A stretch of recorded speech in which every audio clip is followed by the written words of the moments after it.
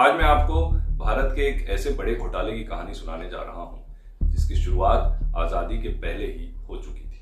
साल था 1946।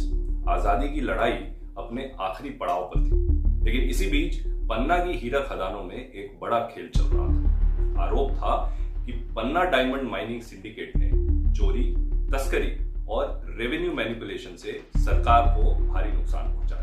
मामला इतना गंभीर था कि सेंट्रल प्रोविंस एंड बेरार की ब्रिटिश सरकार ने इंक्वायरी कमीशन बैठा दिया। मामले की गहराई से जांच शुरू हुई, गवाह बुलाए गए, दस्तावेज खंगाले गए, लेकिन इससे पहले कि रिपोर्ट पूरी होती देश आजाद हो गया था और पन्ना की कहानी अधूरी रह जाती है। फिर आता है 1949।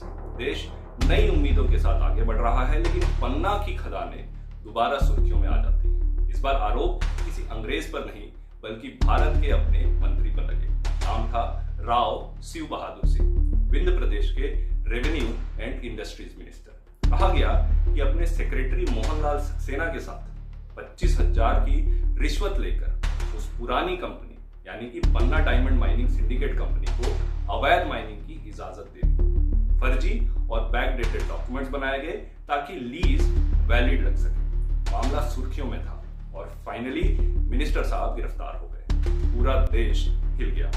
शुरुआत में रीवा की स्पेशल कोर्ट ने राव को बरी कर दिया, लेकिन पब्लिक का गुस्सा बहुत बढ़ रहा था और जुडिशियल कमिश्नर को फैसला पलटना पड़ा। मामला पहुंचता है सुप्रीम कोर्ट, जहां खुलासा होता है कि लोकल पुलिस ने सबूत दबाए और माफिया को बचाने की भरसक कोशिश की, लेकिन अदालत ने सच को बाहर निकाला और नतीजतन राव शिव बहादुर सिंह को 3 साल की जेल और 10,000 रुपए फाइन की सजा सुनाई गई। इसके बाद कांग्रेस ने राव को पार्टी से बाहर निकाल दिया।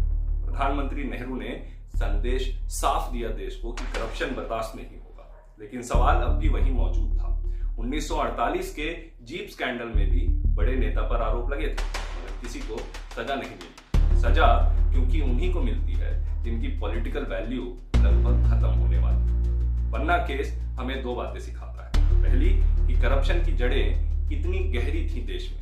देश अंग्रेजों से भले आजाद हो चुका था, पर भ्रष्टाचार की गुलामी उसे आज तक देखनी पड़ रही है। और दूसरी कि चेहरे बदलते हैं, अंदाज अब भी पुराना है।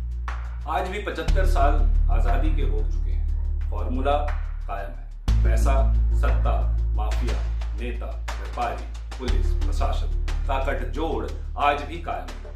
भले पैमाना बदल गया हो, अंदाज अब भी वही।